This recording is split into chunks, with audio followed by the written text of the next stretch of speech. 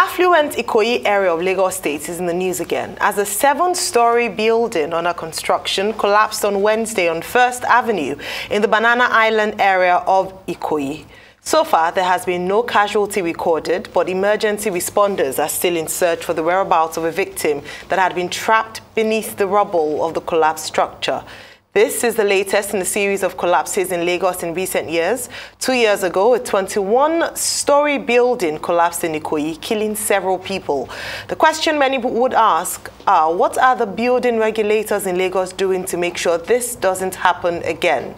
And the materials being used for most of the building projects, do they pass through any integrity test of any sort?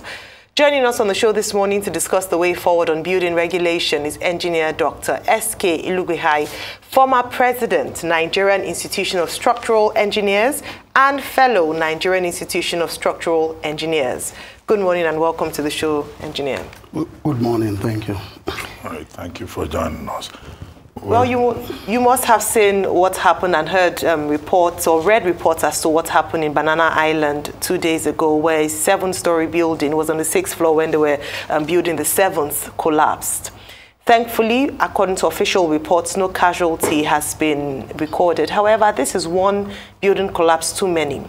In the past, we would see older buildings collapse due to perhaps age or, the foundational structures. But now we see newer buildings, as with the case with the Fourscore homes 2 years ago. What would you say, in your estimation, is the reason for these collapses? First, let me start by commiserating with those who have been wounded in that collapse, and go ahead to examine some of the issues that may have arisen from all the pictures and images we have seen so far. By and large, we have had to depend on what has come out on social media, especially the video that was on the trending train a few days ago. When I first saw that video, I was really scared for the lives of those people that were on top of that building. And if by chance they fell from that height with that structure collapsing and they are alive, we give glory to God Almighty. It means that God is really with us, because even at 6 stories, on the average, if a story is 3 meters, 10 feet, 6 stories is 18 meters. So you have 3 into 6, that's 18 meters. And if it is 7, that's 21 meters. So for human beings to fall down from 18 meters or 21 meters, along with concrete that have been mangled with reinforcement, and they still come out alive, then it means that God is really with us. And on the issue of what the regulating authorities are doing as to curbing the incidences of a collapse of buildings, I am aware that there are various agencies of government that are involved in site work. I do site work, and what we do, I'll give my organization as an example, in prescribing or discussing what the solutions should be. And I'll make it very brief, because I know you don't have too much time. Developing a structure, even a structure that is not of this magnitude, developing any structure at all, there is this agency of government that is the Lagos State Materials Testing Laboratory. Voluntarily take your materials to them, pay the necessary fees and test, especially if you are the professional in charge of that project. It pays you. It pays you. And then you will be able to do that if you are working on personal integrity. And personal integrity means, despite the specifications that might have been given in maybe the drawings or bills of quantities or whatever, make it a point of duty to exceed, so that we can come out of this situation that is already getting out of hand. And how do I mean by this? As a professional, don't just say this is what the client is willing to pay me. If what the client is willing to pay you is not enough for you to deliver a professional job, don't take it. And if you have been given monies, you have collected money from the client, and then the specifications are given. Let's say the specifications in the structural drawings, for instance, is, let's say, 25 newtons per square mm in terms of strength. Strive for 30. Strive for 26. Strive for 27. So you have a fallback position later, coming or landing at what was specified. But going all out to aim at just that, you may have a shortfall. And anything can happen. I'm not saying that in this very collapse that has happened at Banana Island is because maybe they didn't aim at this and that. You understand me? But talking about coming out of these perilous situations which we have found ourselves. Initially, it used to be in the low-income areas. All of a sudden, it crept into the high income. And I raised the alarm. And this is another one happening in that place. Okay, let me ask you, man, there's the government side, and there's been so much talk about what government can do and what the regulatory agencies can do. But is there a role, if any, for a body like yours, the Nigerian Institution for Structural Engineering? Yes. That institution, does it have standards? Does it have codes for discipline? Because you go to many of these construction sites, particularly in the high-budget locations like Banana Island, you see signboards, civil engineer, structural engineer, this and that, okay? So is there a role for a body like us, and also particularly the Council for the Regulation of Engineering in Nigeria, COREN? Yes. You know, so, because this could also be professional failure. All those big names we see on those boards, when they fail, what happens? Thank you very much for that. There is a very wide gulf of roles for everybody to play, not just within the engineering environment alone, the entire built environment. Architects, engineers, quantity surveyors, and all that. But bringing it home to engineering, COREN is the prime regulator. I don't know if you saw some of the images that were flashed after the incidents. You see it. COREN was there prominently, and our own organization, the Nigerian Institute of Structural Engineers, is under COREN. And it falls within our purview to actually discharge that responsibility of making sure that, one, we educate. Is the least we can do. Most recently, one of our members presented, undertook a lecture on forensic engineering of buildings that are a threat. And it was very well delivered. So that function, primarily. The second function is doing it well. We encourage our members to make sure that they excel in every aspect of the profession they are engaged in. Not necessarily in high-rise buildings. We are not all going to be doing high-rise buildings. Before now, it used to be the 1, 2, 3-story buildings, until this matter now crept to the medium-rise and then the high-rise. And that is why it is of a very, very serious concern to us. And as it is, when issues like this come up, we are open to collaboration. Because we don't stand there and say we know it all. No. And we are not standing in isolation. But what we are saying is, as the Nigerian Institution of Structural Engineers, we are structural engineers. We are structural engineers. And we are under obligation to deliver quality service as far as that is concerned. And we are doing so. So the very first value addition we are giving to society is doing it well. And between you and I, if structural engineering is done well, will the building come down?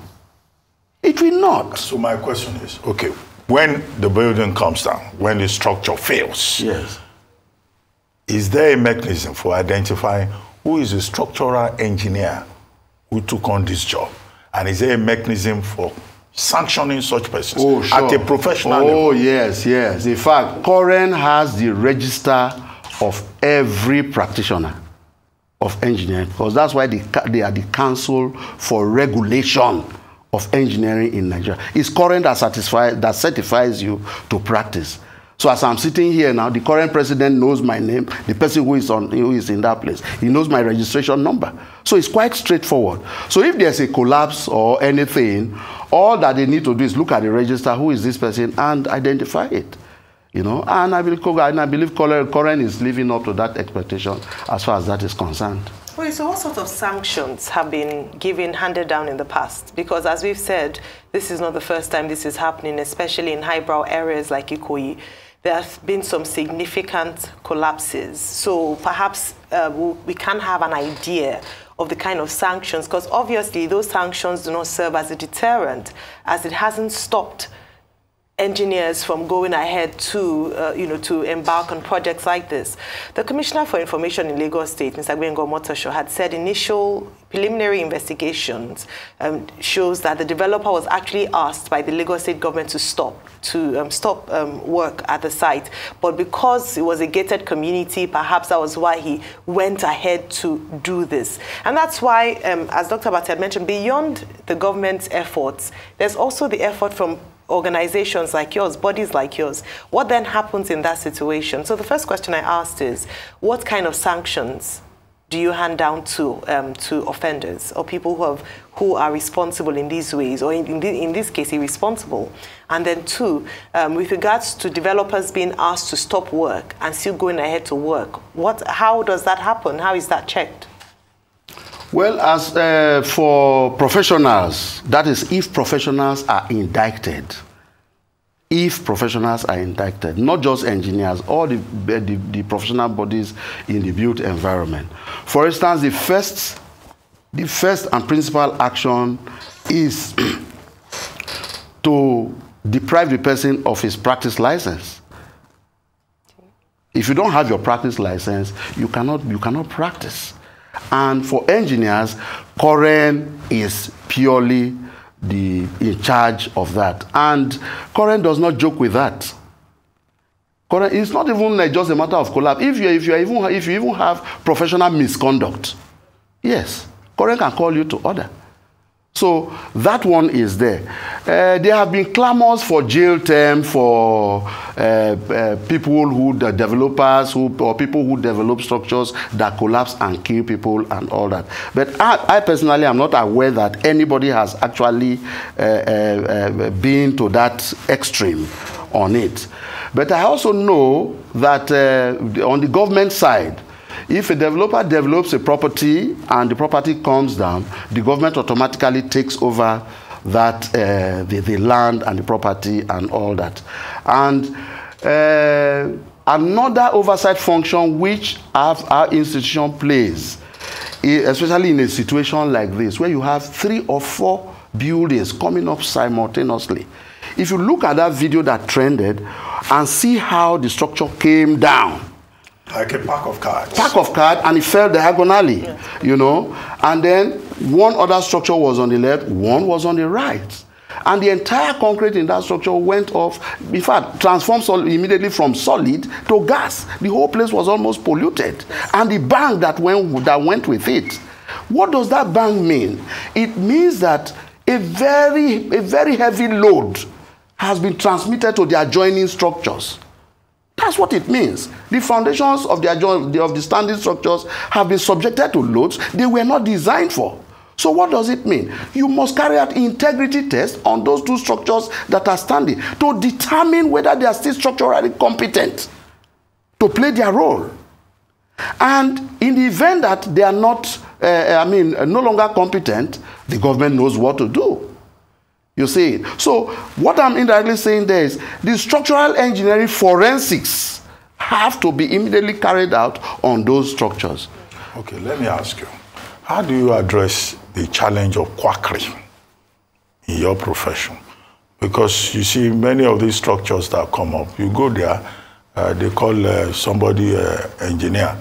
You know, the engineer is probably one Baba Kabiru from Agege. who has been a bricklayer for some time, or it could be a draftsman, you know, and some of these people from experience, they also put up structures. So how do you think government, in particular, should deal with this quackery? It may be convenient for developers to, you know, engage quack engineers who also go about with the title engineer. Some of them even wear helmets until the building they are working on collapses. Thank you very much, Ruben Abati, for that question in solidarity. First thing is that we have a register of qualified, competent and qualified structural engineers, and from time to time we encourage government to use it. Current has a register of all qualified engineers in Nigeria. So if a body, like a corporate body or a government body or institution is going to do something, the least you can do is call for the register of structural engineers, and it will be there. Or better still, go to Koren. We need competent engineers, and they'll make a list available. But a private developer, I mean, if I want to build a structure, I'm not likely to be going to be looking for Koren office. Exactly. Now that is where the problem comes in. You know, and so far we have not been able to say, look, gentlemen, don't use the word engineer. Don't call yourself an engineer. But in cases, in a few cases where Koren, for instance, has become aware of an unqualified personnel arrogating to himself the status of an engineer, Koren is very serious about it. And if we, as an institution of structural engineers, for instance, get to know, we report to the, appropriate authority in this very instance, okay, and they'll take action. I want to ask a question because I'm quite curious. Well, it's not only engineers. Some people also go around.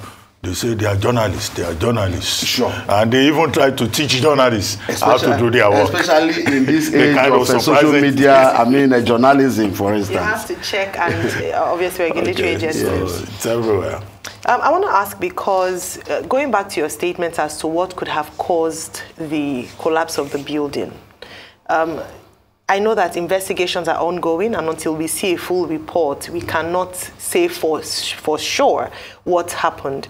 But you said that looking at the video, or, from your expert perspective, the way the building fell, it must have been that the structure that was built on it was too much for, the load on it was too much for, please use your technical terms that you use for it. I'm saying that because, on the other hand, the Lagos State government in their statement has said that perhaps what it's looking like is that a concrete mixing truck hit, and that was what caused the loud bang and the collapse of the structure. Could a vehicle ramming into the base structure of that building have caused that kind of collapse? Because then it's a different conversation now. It's not then the quality of the materials or dereliction of duties. It's just an accident that happened. How do you put that side by side with your statement in terms of the view of the video? Yeah, my first statement was that the building came down diagonally, if you look at it on this side. And but to address the issue of probable cause, at this point is speculation. Yes. It's still speculative because assuming you were there, for instance, from day one, you could have maybe scooped up something and all that. I saw that journalists were being kept away and all that. And for me, that is not right because it fuels doubt. It fuels doubt and begin to give the impression that there is foul play and all that and all that. This is information age. When things like this come up, I don't know how they arrived at that decision, whether it's the estate management that was deliberately keeping journalists away or maybe any other body came up with that and all that. I don't know. But I don't think, in my mind, that is right at all. But looking at, in an attempt to say something about a probable cause of the collapse, if, first and foremost, that site is a restricted site. Now, let's say the truck is about 20 tons, and it rammed into the corner column, which is the corner pillar, and then the whole thing came crashing down. You want to ask yourself, at what speed did the vehicle hit the pillar? What momentum did it gather? Was it driving from outside and they drove inside? From what we were told, it was the concrete mixer, which they were using to cast concrete. And when casting concrete, the concrete mixer is stationary. So what happened? Is it that somebody went inside and then drove it and hit the truck? Did he hit the pillar from the front or from reverse? If you are on reverse gear, your force is not as if you want to move. You see it. And now, if the truck, usually they want to park the truck close to the building in such a way that they are pumping. We pump over a shorter distance, especially if you are pumping concrete to the 6th or 7th floor. So what level of acceleration hit the pillar so much that the pillar now gave way and the whole thing came crashing? These are questions. I wasn't there, but these are questions that came to my own mind. Now, I ask this question because in elementary physics, force is a product of the weight. Let me use the word weight. It's actually mass. Mass multiplied by the acceleration of the object. So if the truck was being used for concreting, it was not accelerating at all. So how did it move? Anyway, even if it was not accelerating, if you construct a structure with spittle, you know, even if you use ordinary blow. Okay. Well, I cannot. I don't know whether you structural engineers build these days with spittle. No, we don't do that. I cannot allege that because one, somebody who has set out, a client who has set out to do something of that magnitude will not want to waste his money. Because if you do a valuation of the present worth of all the monies that have gone into that project since inception, do the maths of present worth of a previous sum in finance, you will see it. Bank interest, insurance, workers, materials, and all. So no client would want to do that. You see it. And where this issue of the movement of the vehicle comes in is, if you give somebody a punch, you understand, depending on the speed of movement of your hand at the same muscle and strength. You understand? If you gather your muscle together and deliver a gentle punch, you will not hurt the person. But for the same strength which you have, if you go... An Anthony Joshua kind of punch. No, Mike Tyson. The Mike Tyson jab. The Mike Tyson jab. Knockout. Short and pungent. So it will take a short and pungent blow to destroy the column. But I don't see the vehicle gathering such momentum in that place. So two things. People falling from 18 meters all the way down, flowing with concrete, coming out unscathed, and then a vehicle which is parked, impacting on the column to such an extent that the entire structure came crashing down. So you think there is a cover-up? I'm not alleging a cover-up because I have not been there, but these are what come to my mind. Yes. Well, thank you very much, Engineer Ilugbekhai. Thank you very much indeed.